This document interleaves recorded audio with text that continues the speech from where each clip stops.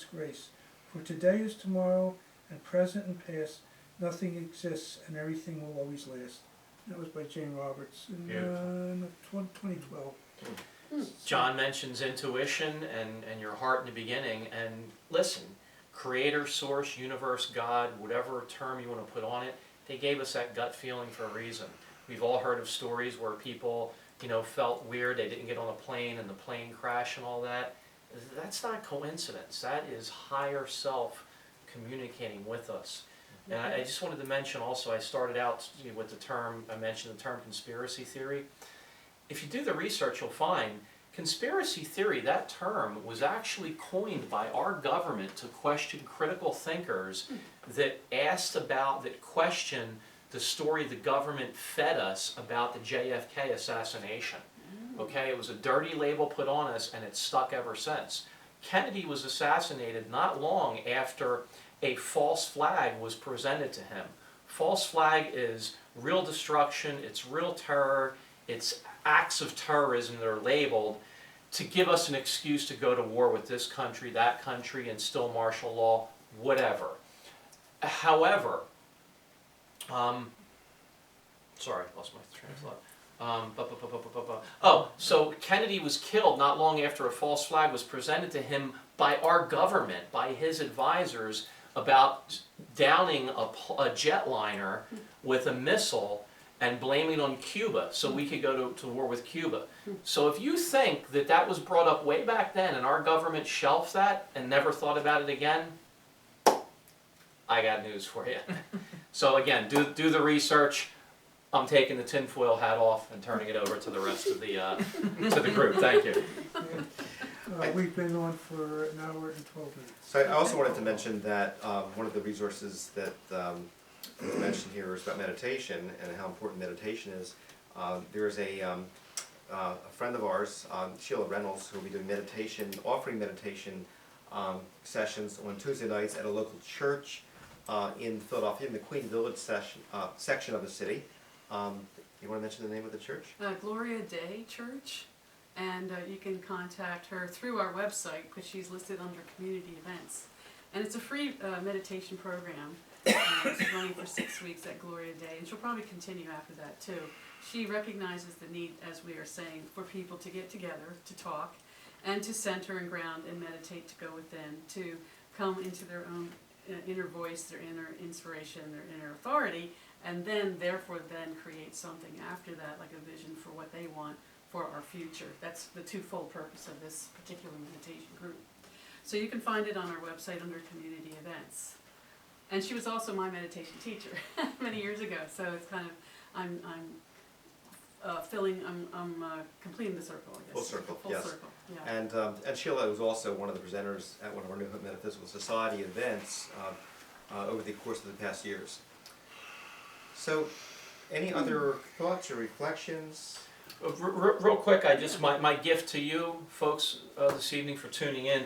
Gary mentioned earlier about people on fixed incomes and so forth, and not being able to really get the kind of treatment and care that they need. I've been aware of this wonderful modality called EFT, stands for Emotional Freedom Technique, or tapping, for many years now. I teach this to all my clients, my friends, my family. If you go on to EMO-Free, EMO-Free.com, a wonderful gentleman, Dr. Gary Craig, he took this system that years ago was just in a clinical setting, and he kind of condensed it and dusted it off and really trimmed it down so that it was available to everyone. It utilizes certain pressure points on the body, very similar to what an acupuncturist or an acupressurist or shiatsu practitioner would use, while saying kind of like affirmations and clearing statements. It's very powerful. I've had clients that taught other people that didn't even believe it worked, and it worked. So if you go on the website, right there on the home page, it's split in half. On the left-hand side, it says Gold Standard. If you click on Gold Standard, there's and scroll down the page, there's a 7-minute embedded YouTube video. It's very powerful. There's some doctors on there that use it and teach it. There's a couple people, case studies that have used it over the years for some pretty challenging things. Obviously, they had to tap a little more than, for a migraine headache or whatever, but I've used it myself for headaches, back pain, insomnia, abscess tooth. It works very powerfully. So please go and explore this modality. And the best thing about it, it's free. It's free. You can do it anywhere. Your home, your car. You're a little stressed out about the politics. Turn on that TV and start tapping people. It's on YouTube as well. Yeah, the video's on YouTube as well, but the website will give you the embedded video and tons of free tutorials, videos how to do it, charts, everything. So please check it out. I appreciate you you mentioning that, Chaz, because EFT is also, like you mentioned, for stress. It's a tool that's been used to help people relieve trauma and Yes. to deal with the effects of trauma. And so we live in a society where there has been a lot of trauma, and people have become repeatedly re-exposed to trauma, especially when people are experiencing feeling threatened, feeling their rights and their freedoms are being taken away from them. So it's a very important tool to help release the embedded trauma that goes into our bodies, into our psyches, gets into our cellular memory.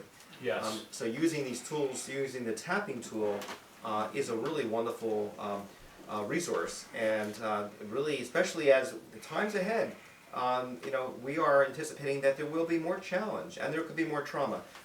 And so we encourage you to take care of yourselves. We all need to take care of ourselves.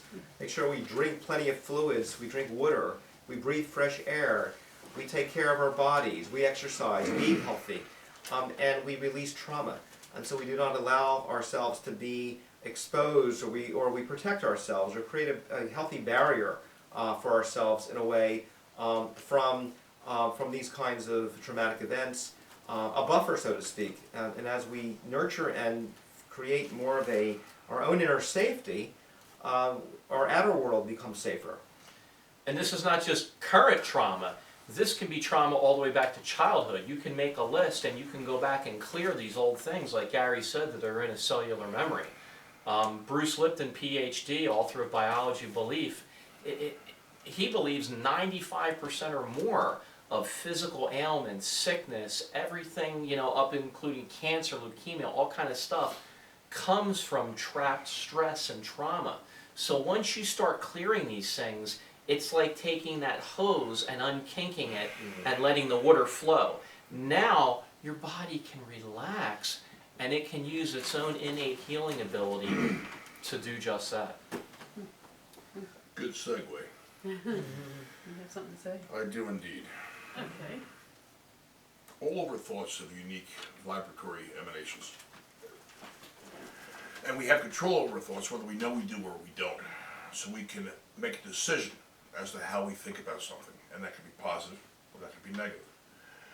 And the cumulative nature of our thoughts translates into our actions, translates into a society.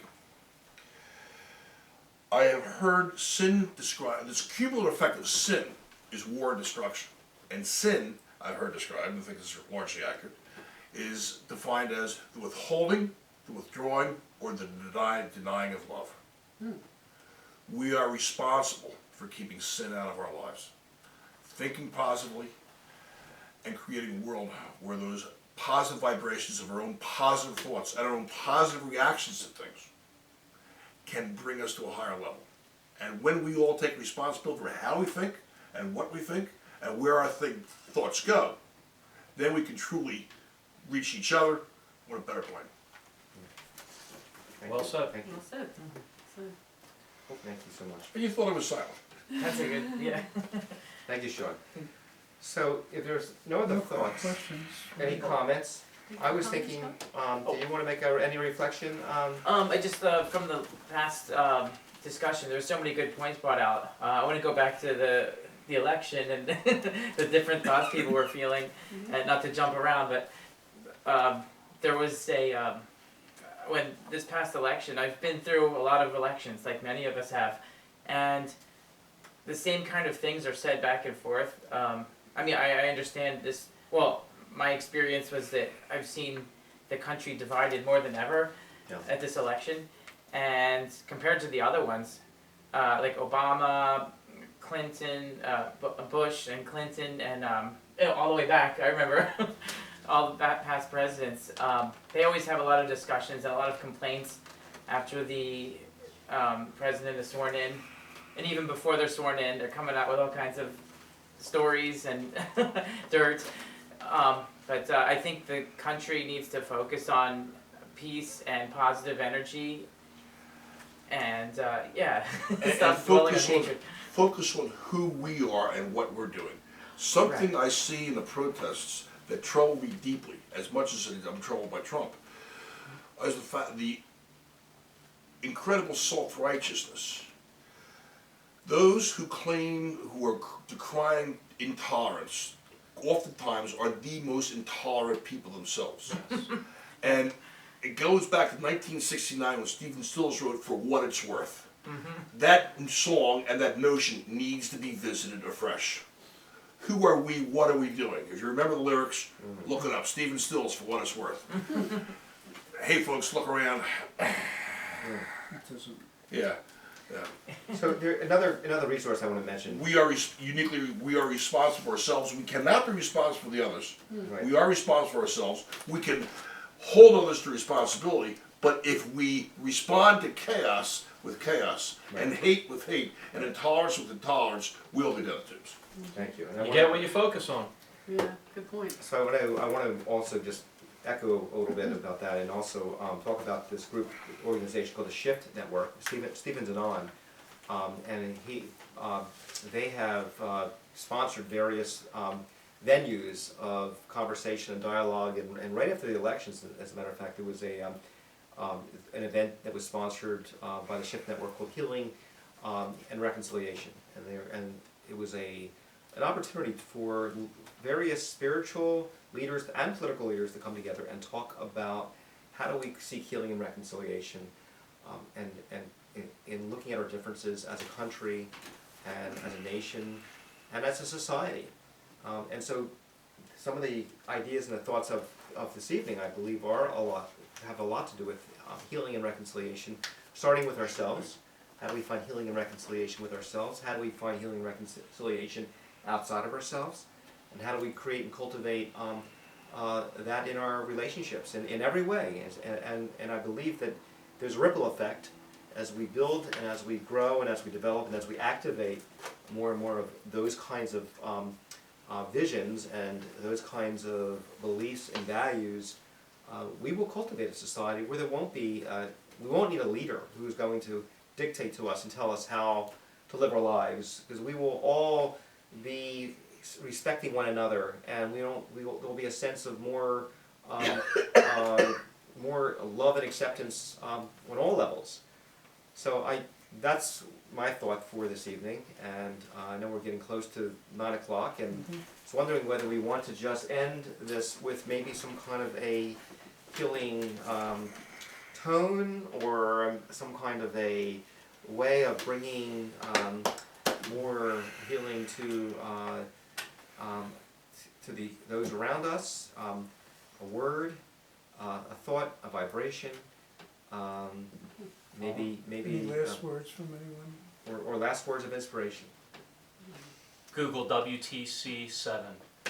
What's WTC7? You want to World Trade. maybe do an ohm? We can do an ohm. Yeah, why don't we do an ohm? Yeah. Let's do a collective ohm, and we invite Let's do you the ohm. to join in with us if you wish, and to imagine that we're dropping into the ocean, or into a pond, a pebble, and the pebble has residual effects, and it's a pebble that's heart shaped. It's a crystal heart shaped pebble that's falling into the pond, and the pond represents the psyche of your consciousness, and then as you each ohm, it spirals out bigger and bigger, starting with yourself and growing into multitudes around you and your lives, your families, your society, the world, the planet, the universe. So with that note, I invite you to close your eyes, take a deep breath, and start chanting.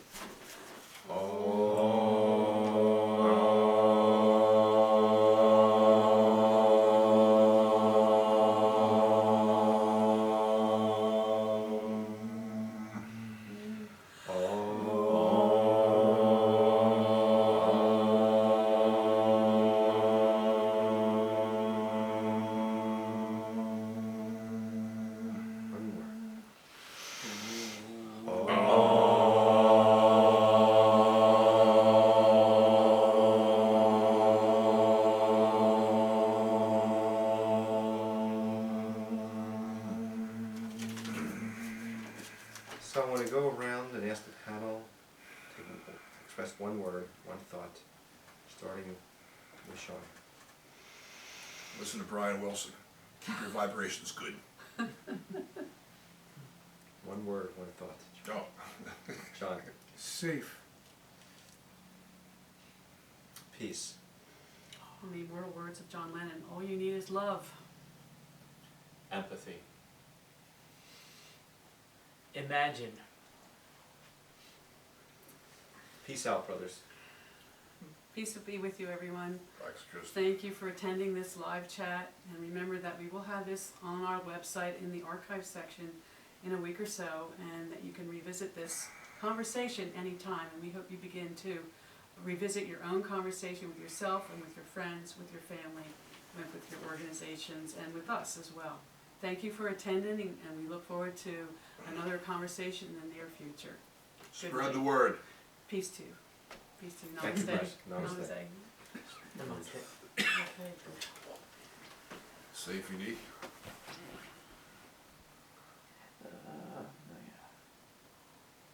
All right. Push All right, it we're down. done. Oh wait, this one. What? Hold on. That one.